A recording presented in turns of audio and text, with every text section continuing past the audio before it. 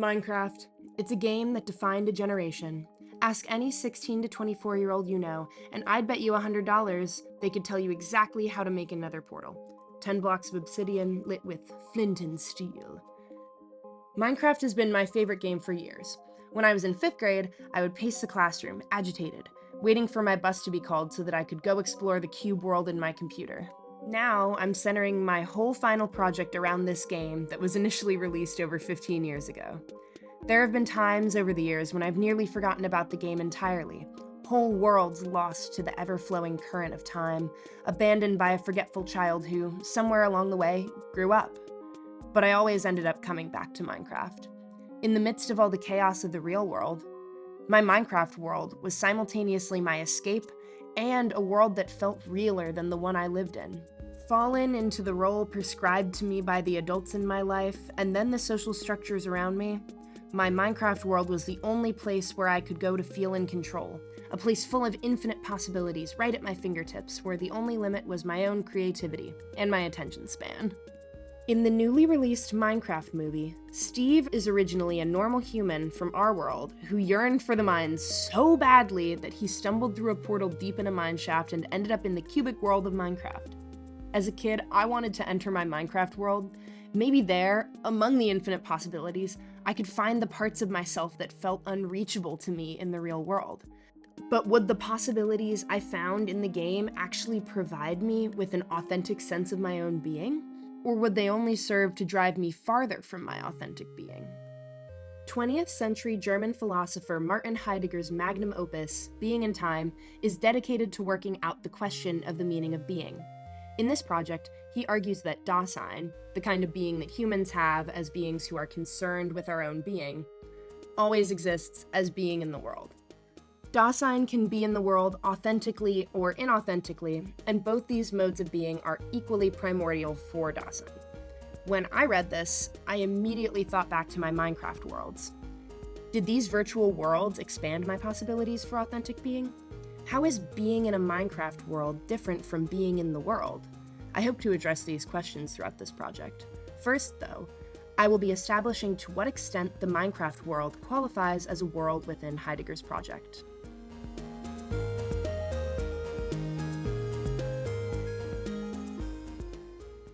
So, what does Heidegger mean when he refers to world?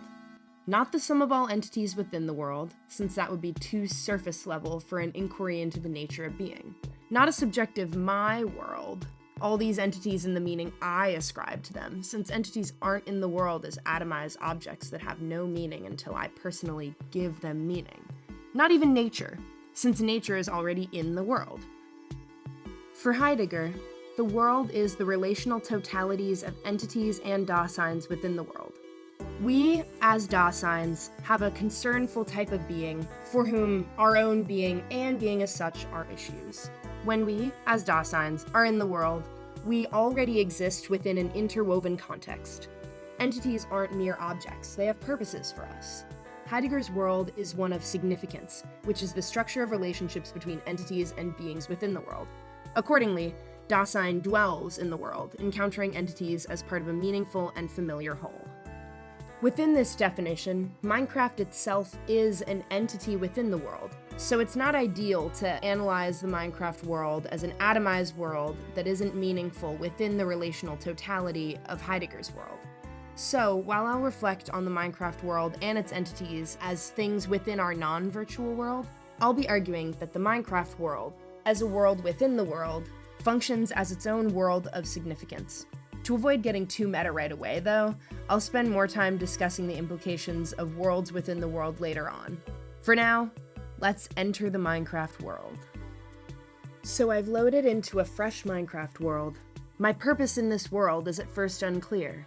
I spawn in with nothing given to me but my virtual form, exposed and alone in the midst of a mysterious world full of things. At first, this new world may seem entirely unknown and confusing, but as I allow myself to process my surroundings, I find that the world before me is already structured. Fish swim in lakes, sheep graze on the grassy tops of grass blocks. A surface of dirt covers stone, and sugarcane only grows directly next to water, to name a few. This world in which I exist is already full of meaningful relationships between things. It is not just a collection of unrelated entities that exist in the same virtual space. Heidegger claims that, on an everyday basis, we encounter things as ready to hand within the world, which means that we primarily engage with things as tools that have meaning in relation to the purpose they serve for us. We often don't pay much attention to the thing we're using itself, but rather its contextual use within the world. When I craft a pickaxe, the resulting entity is not a meaningless object. It is always already a tool to be used for mining.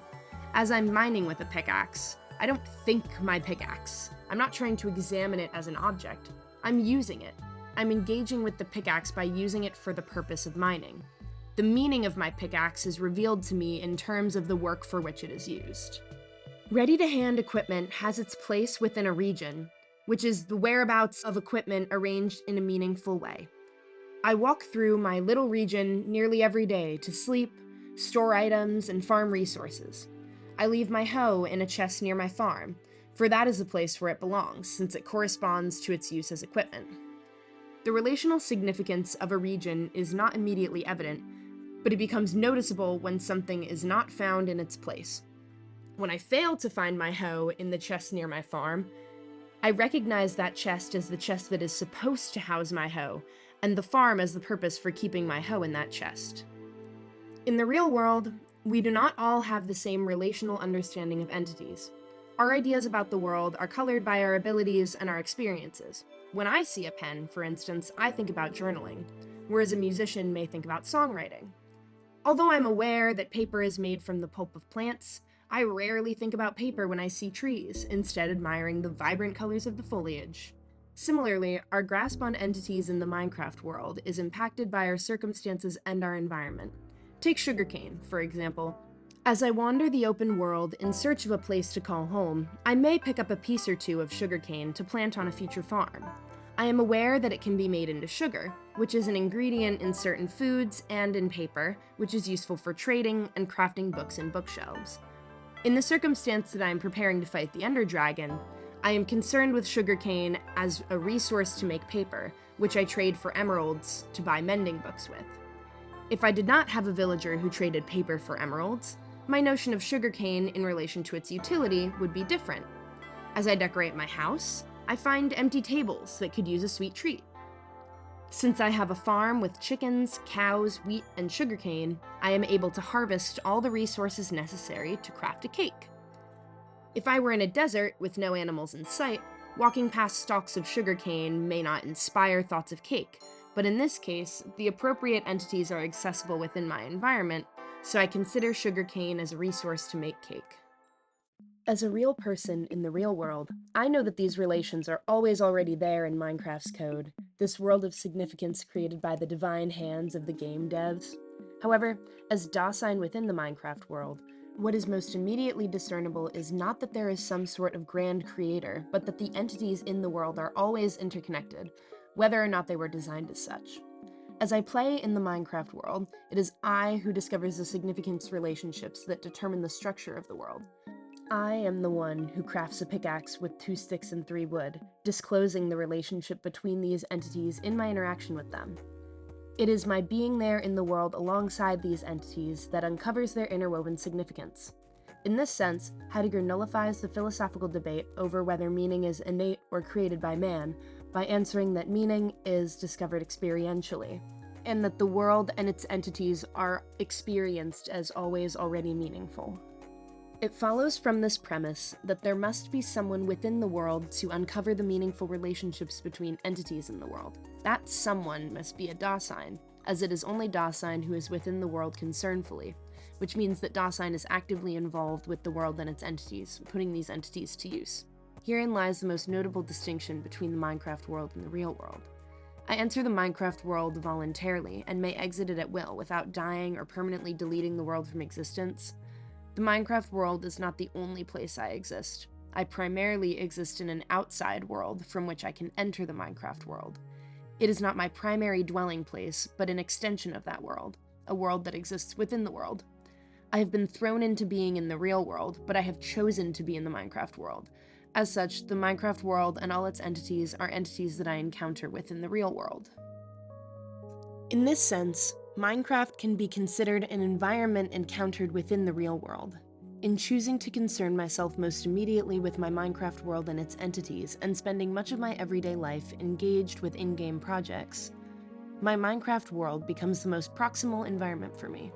During the pandemic, I would spend upwards of 8 hours a day toiling in my Minecraft world, collecting resources for builds, grinding to max enchant my gear, mining and building endlessly. I would go to bed thinking about the house I was building, my dreams haunted by cave noises and creepers. In my mind, my possibilities for tomorrow's activities lay in the Minecraft world. I physically inhabited my room, but through my circumspective concern, that is, my active involvement, with the cube world and my computer, the environment that was most proximal to me for that time was my Minecraft world. In the intro, I questioned whether the Minecraft world held any possibilities for authentic being. Heidegger states that inauthentic and authentic being are equally primordial for Dasein, and he makes no claim about how one ought to be. However, he privileges authenticity as the way of being as yourself, of taking hold of your own most possibilities for being, whereas inauthentic being is an ambiguous sort of not being yourself, where you are fallen away from yourself. It's hard to hear those definitions and not conclude that authenticity is what we should be striving for. So, when I engage with my Minecraft world, am I moving toward my authentic possibilities, or am I merely escaping myself? To a certain extent, playing Minecraft is certainly inauthentic. You are leaving the world into which you were thrown to play as a character that could hypothetically be anyone, running away from yourself in the world, falling into the ambiguous identity of Steve or Alex. However, as a world within the world, the Minecraft world and its entities can be used as tools for real-world ends. People make careers out of playing Minecraft, discover their taste in architecture by building in-game mansions, learn classroom concepts from within the game, and experiment with the endless opportunities for creative self-expression. In all these cases, Minecraft is being used as equipment to further people's real-world possibilities by either illuminating previously unexposed aspects of the player's identity or serving as a means to work toward real-world goals. Notably, my Minecraft world is devoid of Daseins other than me. My world is only a world as such when I project myself into it through my in-game avatar. As I wander the vast expanse, I may stumble across remnants of cultures long lost to the sands of time, implying that other intelligent beings may have once lived alongside each other within this world, but I am the only one disclosing the world right now. In the real world, we are social creatures, always already being with one another as beings in a shared world. The human social world is marked by everyday inauthenticity. We tend to go with the flow set by crowds around us, following along with everyone else until our sense of self disappears into the ambiguous they that represents anyone and no one. As a solace from the they, my Minecraft world may afford me authentic possibilities outside of the everyday averageness of the they. For instance, I mentioned how people use Minecraft as a tool for self-expression and discovery. However, since Dasein is primarily being with, too much digital escapism would isolate me from my authentic being in the world. But Minecraft isn't always a single-player game. I spent copious hours on my online friend group's shared Minecraft world during COVID, and for that time, those people felt the closest to me despite many of them living an ocean away. Projecting ourselves into the virtual world together provided us with a sense of co-presence. As I mentioned before, this Minecraft world became my most proximal environment since I was so actively involved in it, and I was consistently concerned with it even when I wasn't playing.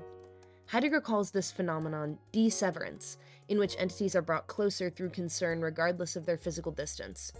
My friends in my shared world was a tool for us to transcend space and experience this deseverance virtually. It may seem that the Minecraft world is not a world itself, but a piece of equipment that is ready to hand within the world. I argue that it is both a tool and a world because it has the underlying structure of a world according to Heidegger, worldhood. The Minecraft world is a referential totality, for all the things in the world are related by their uses for either harvesting resources, crafting, or building. Wood planks make sticks, which makes a pickaxe when combined with 3 cobblestone.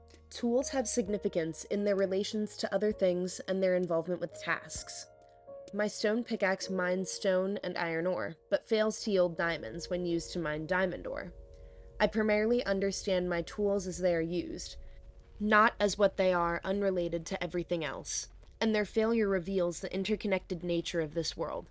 When my stone pickaxe fails to yield diamonds but collects iron, I discover that a stone pickaxe is meaningful as that which can harvest iron, which can then be smelted, crafted into a new pickaxe, and used to collect the diamonds. The Minecraft world differs from the real world on one condition: Dasein's being in the world. Dasein is not primarily and exclusively within the Minecraft world, but upon Dasein's entry into the Minecraft world, its worldhood is already being disclosed by Dasein. Whenever I, as Dasein, am in my Minecraft world, the Minecraft world has worldhood. It is the worldhood of the Minecraft world that allows that world's entities to be discovered as meaningful in both the Minecraft world and in the real world. In my Minecraft world, I have stacks of diamonds. So many that I have used diamond blocks in builds I rarely visit, leaving them to stand guard over the beacons in my unfinished Bass Pro Shop pyramid. That makes me rich in-game, but my wealth is only relative to the in-game world. It is correct to say that those are my diamonds, both in the Minecraft world and in the real world, since it was I who mined them, albeit virtually. I don't just go around telling people on the street that I'm rolling in diamonds, however, because that statement differs in meaning relative to the world in which I found those diamonds. The Minecraft world has its own worldhood, which means that its entities have significance that is distinct from that of entities that exist purely within the real world. But it's still a flex to tell my roommate how many diamonds I have in Minecraft, because she's familiar with their contextual significance. My Minecraft diamonds only have meaning due to their relational significance in the Minecraft world, and only those familiar with the worldhood of the Minecraft world can recognize that meaning. In conclusion, the Minecraft world functions as a world in the sense that it is full of meaning within its own context, but only on the condition that we as Dasein voluntarily enter it. The authenticity of my being in the Minecraft world lies in the choice of whether or not I enter this world to escape from my being in the world, or to use it as a tool to develop my possibilities in the world. At the end of the Minecraft movie, Steve leaves the block world behind to build a life in his original world, returning to his authentic possibilities as an individual. However, he doesn't return without taking a piece of the Minecraft world with him, in his memories and his experiences there, his history. I no longer primarily inhabit the environment of my Minecraft world for hours and hours each day, but that world lives on within me as memories that color my present and my future. Schlatt put it perfectly in a tribute to Minecraft. I knew that all this world is, all this game is just a cleverly constructed series of ones and zeros. But I know that in a way it's a part of me. This world is something that I will always hold dear to my heart. I may have been escaping from the turmoil of reality back then, but now, as I write this script, I'm harnessing that past to understand my present, Heidegger, and work to build a future, ideally teaching philosophy, using analogies like this one to make philosophy more accessible. I hope I achieved that goal, and I hope you enjoyed.